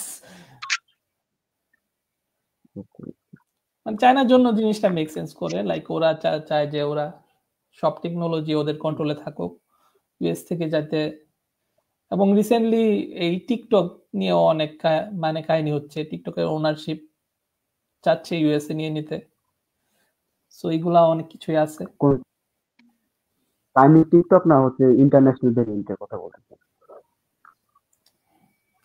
কারণ হচ্ছে যে ইন্টারন্যাশনাল ভেরিয়েন্টও আছে, চাইনিজ ভেরিয়েন্টও আছে। হ্যাঁ ইন্টারন্যাশনাল ভেরিয়েন্ট ওইটাই হয়তো মানে ওইটা নিয়েও প্রবলেম হচ্ছে যে ইউএসএ তে দেখি যে কোনোদিন অনেক টিকটক নিষিদ্ধ নিয়ে অনেক কিছু বলা হয়, আবার পরের দিন ডিসিশন চেঞ্জ করা হয়, বা এগুলা নিয়ে অনেক কিছু হচ্ছে আর কি। এটা তো মানে অন্যরকম। আবার নতুন করে ওই যে চ্যাট জিপিটি থেকে এরা ইয়ে করলো, ডিপসিক বানাইলো না কিছুদিন আগে, ডিপসিক তৈরি করলো। তো হ্যাঁ অনেক সমস্যা হয়, এদের প্রবলেম আছে হ্যাঁ সবকিছুতে। এটাই। ডিপসিকে তো তাইওয়ান রিলেটেড কোনো কোশ্চেন আনসার করে না। আপনার চায়নার মানে ভিতরে কোনো গুরুত্বপূর্ণ কোনো কোশ্চেন যদি করেন, তাহলে ওই কোশ্চেনের অ্যান্সার দিবে না, ওটা শো করে না, আসে না ওখানে। আচ্ছা আচ্ছা আচ্ছা। আমি করছিলাম অনেক কিছু, এগুলো ওদের পারমিশন নাই, ওরা ওইটার অ্যান্সার দিকে দেয় না। ও লাইক আপনার ওই যে এখানে আমাদের মুসলিম আছে চায়নাতে, যে উইঘুরে মুসলিমদের উপর কিন্তু অনেক অত্যাচার করা হয় মুসলিমদের উপর চায়না। এগুলো আসলে বলে না, বাট উইঘুরে মুসলিমদের উপর ইয়ে করা হয়। তো ওই বিষয় নিয়ে আমি একটু সার্চ দিচ্ছিলাম, দেখতে, কিন্তু ওগুলো কিছু আসে না। আচ্ছা আচ্ছা আচ্ছা। অনেক হেল্প করে ওরা। হ্যাঁ অনেক প্রবলেমই আছে। হ্যাঁ হ্যাঁ অ্যাজ মেন্টর আপনি যদি ফ্রেশলি গ্র্যাজুয়েটদের জন্য যদি কিছু টিপস দেওয়া যায় যে এগুলো করলে হ্যাঁ ইউ উইল ডু গুড। আর আমি যেটা অনেকক্ষণ ধরে বলতে যাচ্ছিলাম যে আইসিপিসি এবং আদার কম্পিটিটিভ প্রোগ্রামিং যে কন্টেস্টগুলো আছে এগুলোতে কিভাবে ভালো করা যায়। অনেক সময় থাকে যে ট্রাই করতেছে কিন্তু আসলে রেজাল্ট আসতেছে না। এটা ঠিক যে প্র্যাকটিস করতে হবে, অনেক বেশি কোডিং করতে হবে। হ্যাঁ এটা আচ্ছা নেক্সট ইতে যেতে পারো। নেক্সট কি, আচ্ছা না এটাই শেষ স্লাইড, মেবি নেক্সট স্লাইড হচ্ছে কিউএনএ। আচ্ছা এটা কিউএনএ পার্টি বলতে গেলে যে স্টুডেন্টদের কাছে আমার অ্যাডভাইস কি, বা প্রোগ্রামিং যে কম্পিটিশনের কথা বললাম ওইটাতে অনেকে ট্রাই করতেছে, ভালো করতে পারতেছে না। সো এখানে অনেকগুলা জিনিস ম্যাটার করে। একটা তো বললাম যে তোমার রেগুলার প্র্যাকটিস করা লাগবে, পারলে তোমার প্রতিদিনই কোনো না কোনো ভাবে কম্পিটিশনের, তুমি যদি কম্পিটিটিভ প্রোগ্রামার হতে চাও, কম্পিটিশন করতে চাও, তোমার একদম রেগুলার প্র্যাকটিসের উপর থাকতে হবে। এবং আরেকটা যে ইম্পর্টেন্ট ব্যাপার, তোমার নিজের জন্য একটা ভালো এনভায়রনমেন্ট ক্রিয়েট করতে হবে যেখানে তোমার হচ্ছে যেখানে তুমি ইজিলি নলেজ গেইন করতে পারো বা ইজিলি নিউ নলেজের এক্সেসটা পাও। সো দেখা যায় যে আমার ক্ষেত্রে কি হয়েছে যে আমি আমাদের ভার্সিটিতে প্রোগ্রামিং কমিউনিটি ছিল, আর আমার কিছু কিছু ক্লাসমেট ছিল আর কিছু সিনিয়র ছিল যারা খুব ভালো ছিল অলরেডি ওই ফিল্ডে। তো যেহেতু আমি ওই কমিউনিটিতে জয়েন করেছি আর ওদের সাথে মোটামুটি চলাফেরা করেছি, আমার মোটামুটি এই কি করা লাগবে কি না করা লাগবে, কোন জিনিসটা শেখা লাগবে কোন জিনিসটা শেখা লাগবে না, ওই জিনিসটা আমি হচ্ছে ওই এনভায়রনমেন্টের কারণে আমি ইজিলি ক্যাপচার করতে পারছি যে আমার এই জিনিসটা, এই অ্যালগরিদমটা শেখা লাগবে, ওই অ্যালগরিদমটা শেখা লাগবে। একদম যদি তুমি সোলো প্র্যাকটিস করতে যাও যে একদম আমি নিজের মতো একা একা প্র্যাকটিস করব, একা একা সবকিছু করে ফেলবো, এইটা কিন্তু খুবই ডিফিকাল্ট। একা একা প্র্যাকটিস হয়তো তুমি অনেক কিছু করতে পারবা, কিন্তু মানে যে জিনিসটা জানো না সেই জিনিসটা তো তুমি জানো না, তোমাকে অন্য কেউ আইসা তো বলবে না যে তুমি এই টপিকটা জানো না। কিন্তু তুমি যদি একটা এনভায়রনমেন্টের মধ্যে থাকো তাহলে হচ্ছে সে আইসা বলবে তোমাকে যে তোমার ভালো করতে হলে তোমার এই অ্যালগরিদমটা শেখা লাগবে বা এই অ্যালগরিদমটা এই কাজে লাগে। সো এক হচ্ছে প্র্যাকটিস, তোমার ডেইলি প্র্যাকটিস করা লাগবে। দুই হচ্ছে তোমার এরকম একটা এনভায়রনমেন্টে নিজেকে নিয়ে যাওয়া লাগবে যেখানে তুমি হচ্ছে জিনিসগুলা অন্য কারোর সাথে ডিসকাস করতে পারতেছো, এবং ওই ডিসকাসের থ্রুতে তোমার হচ্ছে যে নিউ নলেজটা তুমি গেইন করতে পারবা। আর আরেকটা জিনিস যেটা মানে এটার আনসারও সেম, যেটা বললো যে আমি অনেক প্র্যাকটিস করতেছি কিন্তু আমার রেজাল্ট আসতেছে না। এই ক্ষেত্রে কিছু ছোট ছোট ট্রিক আছে, যেমন প্রোগ্রামিং এর প্রবলেমের মধ্যেই কিন্তু অনেক ডিফিকাল্টি প্রবলেম আছে, ইজি মিডিয়াম হার্ড। বা তুমি যদি কোনো একটা কম্পিটিটিভ ওয়েবসাইটে যাও সেখানে দেখবা যে এরকম A B C D category এরকম অনেকগুলা ডিফিকাল্টি লেভেলের প্রবলেম আছে। এখন এখানে কথা হচ্ছে তুমি যদি অলওয়েজ মানে ইজি ডিফিকাল্টির প্রবলেমই প্র্যাকটিস করো, দেখা যাবে যে তুমি ইজি ডিফিকাল্টির প্রবলেম খুব ভালো সলভ করতে পারতেছো, 10 মিনিটের মধ্যে সলভ করতে পারতেছো, কিন্তু তোমাকে মিডিয়াম একটা প্রবলেম দিলে তুমি আটকায় যাবা। তো এটার ক্ষেত্রে তুমি যা করবা, তোমার কারেন্ট স্কিলটা দেখবা যে তুমি এই রেটিং এর প্রবলেম সলভ করতে পারতেছো। সো অলওয়েজ ট্রাই করবা যে তোমার কারেন্ট লেভেলের চাইতে বেশি লেভেলের যে প্রবলেমটা আছে, যেটা একটু বেশি ডিফিকাল্ট, ওইটা যাইতে তুমি প্র্যাকটিস করো। সো প্র্যাকটিসের মেইন একটা টেকনিক হচ্ছে যে তুমি তোমার কারেন্ট ক্যাপাবিলিটির বাইরে, কারেন্ট কমফোর্ট জোনের বাইরে যে জিনিসটা আছে, কমফোর্ট জোনের বাইরের জিনিসটা তুমি আগলাই ধরার ট্রাই করবা। সো এটার একটা ব্যাপার, প্র্যাকটিস আর এনভায়রনমেন্ট আর কমফোর্ট জোনের বাইরে গিয়ে প্র্যাকটিস করাটা, ডিফিকাল্ট জিনিস প্র্যাকটিস করা, এটা ইম্পর্টেন্ট। আমার মনে হয় যে এই জিনিসটা করলে আস্তে আস্তে দেখবা যে তোমার এই প্রোগ্রামিং জিনিসটা আস্তে আস্তে তোমার সাবকনশিয়াস মাইন্ডে আস্তে আস্তে ঢুকে যাবে, প্রবলেম সলভিং জিনিসগুলো সাবকনশিয়াস মাইন্ডে ঢুকে যাবে। আর আরেকটা ব্যাপার, অনেকে এক্সপেক্ট করে যে 2 মাস বা 3 মাস প্র্যাকটিস করে আমি খুব ভালো হয়ে যাব। অনেকে শুরুতে যদি তোমার না জানা থাকে জিনিসটা, অনেকে এরকম ভুল ধারণা থাকতেই পারে যে 2 মাস বা 3 মাসে আমি অ্যালগরিদম এবং ডাটা স্ট্রাকচারের বস হয়ে যাব। এটা কিন্তু পসিবল না। সো তোমার রিয়েলিস্টিকলি ভাবা লাগবে জিনিসগুলা, যে আমার এই লেভেল থেকে ওই লেভেলে যাইতে হয়তো আমার 2 মাস বা 3 মাসে পসিবল না, আমার হয়তো 1 বছর এফোর্ট দেওয়া লাগবে, 2 বছর এফোর্ট দেওয়া লাগবে। সো রিয়েলিস্টিকলি প্ল্যান করা লাগবে। তুমি যদি উল্টা পাল্টা প্ল্যান করো, তুমি আর্লি ডিপ্রেসড হয়ে যাবা, আর্লি ডিপ্রেসড হয়ে তুমি জিনিসটা ছেড়ে দিবা। সো লং টার্ম প্ল্যান করার একটা ব্যাপার আছে। সো হয়তো আমি গুছায় বলি না এই জিনিসগুলো, কিন্তু আলটিমেটলি বলছি। ভাইয়া একটা কোশ্চেন আছে, ইউনিভার্সিটি থেকে তো আমাদেরকে প্রোগ্রামিং ল্যাঙ্গুয়েজ শেখায় অনেকগুলো, তো আসলে কি এতগুলো শেখা উচিত আমাদের? কারণ এতগুলো প্রোগ্রামিং ল্যাঙ্গুয়েজ শেখা এটা কিন্তু একটা প্রেশার, তাই না? জাভা শেখায়, C++ শেখায়, সি শেখায়, পাইথন শেখাবে, আরো অনেক ল্যাঙ্গুয়েজ শেখায়। তো এতগুলো শেখার কি দরকার আছে মানে জব সেক্টরের জন্য? আপনি যেমন C++, জাভা মেবি আর পাইথন শিখছেন, তো এটা দিয়ে হয়েছে আপনার জব সেক্টরে বললেন আপনি যেটা। তো মানে মেইন যে কয়টা জিনিসটা ল্যাঙ্গুয়েজ? সেটা হচ্ছে একটা প্রোগ্রামিং ল্যাঙ্গুয়েজে তোমার খুবই ভালো হতে হবে, যে কোনো একটা ল্যাঙ্গুয়েজে খুব ভালো হলে তুমি প্রোগ্রামিং কনসেপ্টটা ভালোভাবে বুঝতে পারবা, এবং একটা ল্যাঙ্গুয়েজে যদি তুমি খুবই ভালো হও, অন্যান্য ল্যাঙ্গুয়েজ শেখার যে ব্যাপার, ওইটা আর তখন বড় কোনো টাস্ক মনে হবে না।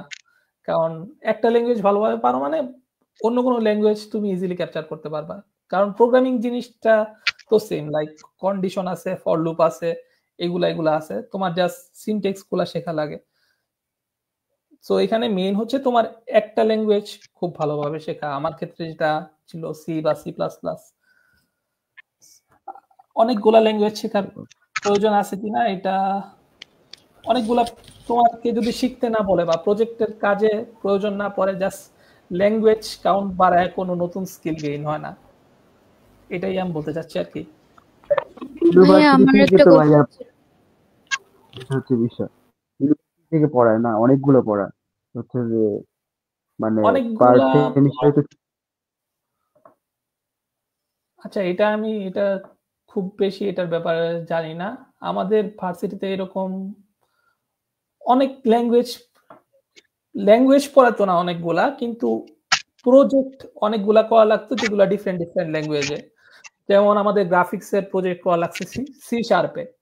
এমন না যে আমার C# ল্যাঙ্গুয়েজটা শেখা লাগতেছে, আমার হচ্ছে C#-এ প্রজেক্ট করতে দিছে। ওরা ধরে নিছে যে আমি যেহেতু মানে আমাদের ফার্স্ট ইয়ারে C++, এগুলা ইন্ট্রোডিউস করাইছিল, ওরা ধরে নিছে যে আমি যেহেতু একটা ল্যাঙ্গুয়েজ পারি, এখন আমাকে অন্য ল্যাঙ্গুয়েজেরও প্রজেক্ট দিতে পারবে। তো আমার ভার্সিটিতে আমাকে কিন্তু লাইক আলাদা আলাদা ল্যাঙ্গুয়েজ শিখায় নাই, যে C++ শিখাইলাম, C++-এর উপর একটা কোর্স, পাইথনের উপর একটা কোর্স, জাভার উপর একটা কোর্স, এরকম কিন্তু আমার ছিল না। আমার মনে হয় এখন মোস্ট অফ দ্য জায়গায় এরকম না যে আলাদা আলাদা ল্যাঙ্গুয়েজের উপর আলাদা আলাদা কোর্স। নর্মালি একটা ল্যাঙ্গুয়েজের উপরই কোর্স থাকে, এবং ওইটা যখন ভালোভাবে শিখে ফেলো, প্রজেক্টের ক্ষেত্রে দেখবা যে তোমাকে অনেক সময় জাভার প্রজেক্ট দিতেছে, কোন একটা কাজে হয়তো তোমাকে বললো যে জাভাতে এই প্রজেক্টটা করো, বা আরেকটা কাজে তোমাকে বলতে পারে যে পাইথনে এই প্রজেক্টটা করো। ওইটা ইটসেলফ ল্যাঙ্গুয়েজ লার্নিং হিসাবে ধরলে ভুল হবে, কারণ ওইটা ধরেই না যে তুমি একটা স্কিল আছে, তুমি পাইথনও পারবা, একটু এফোর্ট দিলে পাইথনের প্রজেক্ট করতে পারবা। হ্যাঁ, এটাই আর কি, প্রবলেম হবে না, ওইটা ধরে নেয় ওরা। ওইটা ধরেই নেয়, একটা ল্যাঙ্গুয়েজ থেকে অন্য ল্যাঙ্গুয়েজে সুইচ করতে প্রবলেম হবে না। বুঝতে পারছি, থ্যাংক ইউ ভাইয়া কোশ্চেনের অ্যান্সার করার জন্য। ভাইয়া আমার কোশ্চেনটা আরেকটা ছিল, মাথায় আসছে। ওই যে আপনি বললেন চিপ ডিজাইনিং, এইগুলা নিয়ে, চিপ নিয়ে অনেক এখন কাজ হচ্ছে তাইওয়ানে। সো এটা আচ্ছা, তাইওয়ানে কি সেমিকন্ডাক্টর মানে বিষয়ে কি রকম হচ্ছে আর কি? আমার ওইদিকে ইন্টারেস্ট, তো তাই বললাম আপনি যদি কিছু বলতেন। Semiconductor and electronics. আমার মানে আমি যতটুকু জানি সেমিকন্ডাক্টর ম্যানুফ্যাকচারিং এর দিক দিয়ে তাইওয়ান ওয়ার্ল্ডের ওয়ান অফ দ্য বেস্ট, এবং তাইওয়ানে টিএসএমসি আছে, যেটা ওয়ার্ল্ডের লিডিং সেমিকন্ডাক্টর ম্যানুফ্যাকচারিং কোম্পানি। তারা হচ্ছে আই গেস তারা মেবি কারেন্টলি ওয়ার্ল্ডের সবচেয়ে টপ লেভেলের মাইক্রোচিপ তারাই হয়তো ডিজাইন করতে পারে। আমি জানি না তাইওয়ানের বাইরে এটা পারে কিনা। সো এখানে এই রিলেটেড অনেক জব আছে, অনেক, এই ফিল্ডটা এখানে অনেক বড়। সো এটা আমি জানি, কিন্তু এখানে কিভাবে অ্যাপ্লাই করতে হবে, কিভাবে কি করতে হবে, ওইটা আমার এখনো খুব বেশি রিসার্চ করি নাই ওই ফিল্ডটা নিয়ে। সো যেহেতু এখানে এই ফিল্ডটা আছে, তুমি নিজে থেকে এটা নিয়ে আরেকটু রিসার্চ করতে পারো। সো এটাই আর কি, লাইক এখানে।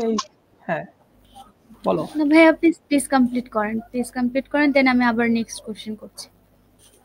এটা আর কি, মানে আমার কিন্তু এই ফিল্ডটার সম্পর্কে খুব ভালো নলেজ নাই। সো আমি হয়তো খুব ডিটেলসে বলতে পারবো না যে কিভাবে অ্যাপ্লাই করবা বা কিভাবে কি করবা। সো নিজে থেকে একটু রিসার্চ করতে পারো বা খেটে দেখতে পারো যে কি নিয়ে কাজ হয়, তারপর ডিসিশন নিতে পারো।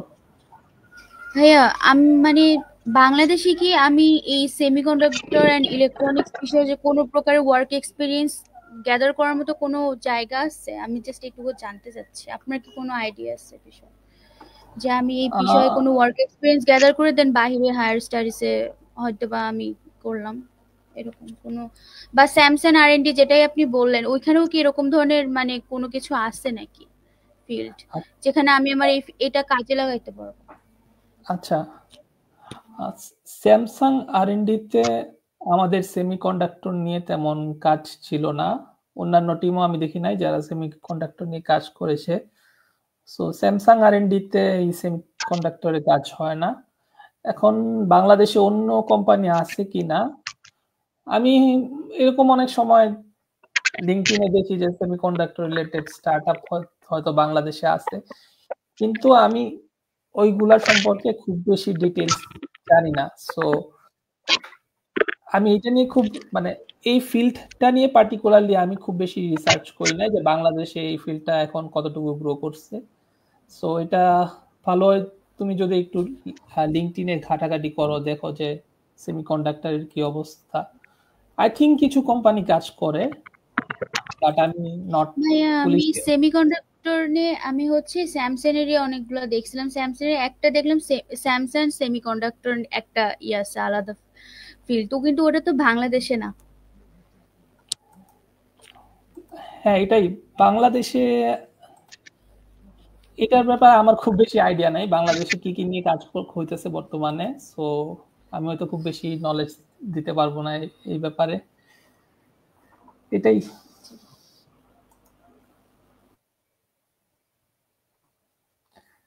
এরপরে আর কিছু কোশ্চেন আছে বা অডিয়েন্স আছে কি কেউ?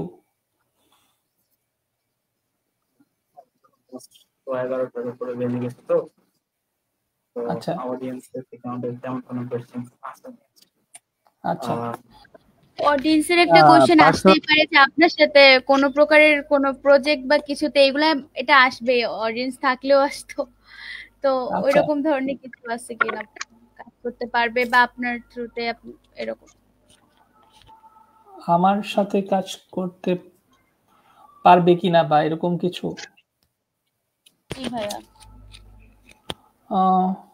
লাইক তোমার যদি আমি যে টিমে কারেন্টলি কাজ করতেছি সেই টিমে কাজ করতে চাও, তোমার হয়তো আমি যে ইন্টারভিউ জার্নি দিয়ে গেছি তোমার সেম জার্নি দিয়ে যাওয়া লাগবে, এবং তুমি গুগলে অ্যাপ্লাই করবা। যদি আমার টিমে ওপেন পজিশন থাকে তুমি অ্যাপ্লাই করলে হয়তো খুব ভালো যদি ইন্টারভিউ দাও তাহলে হয়তো তুমি সিলেক্টেড হবা, তখন হয়তো আমরা একসাথে কাজ করতে পারবো।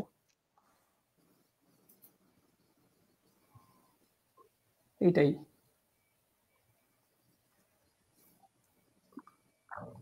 আপনার ওখানে এখন মানে টাইম ডিফারেন্স কত বাংলাদেশ থেকে ভাইয়া? যেহেতু বাংলাদেশ থেকে তাইওয়ানের টাইম ডিফারেন্ট 2 আওয়ার্স। এখন তাইওয়ানে হ্যাঁ 1:16।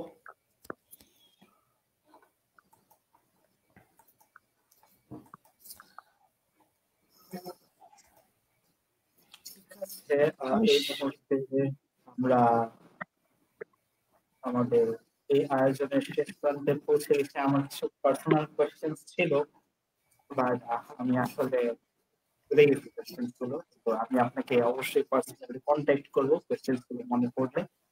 হ্যাঁ শিওর, মানে তোমরা যে কোনো সময় কন্ট্যাক্ট করতে পারো, বা তোমাদের স্টুডেন্ট থাকলে তারাও কন্ট্যাক্ট করতে পারে। যদি আমি সময় পাই তাহলে আমি অবশ্যই দেখব এবং ট্রাই করব কোয়েশ্চেনগুলোর আর রিপ্লাই দেওয়ার।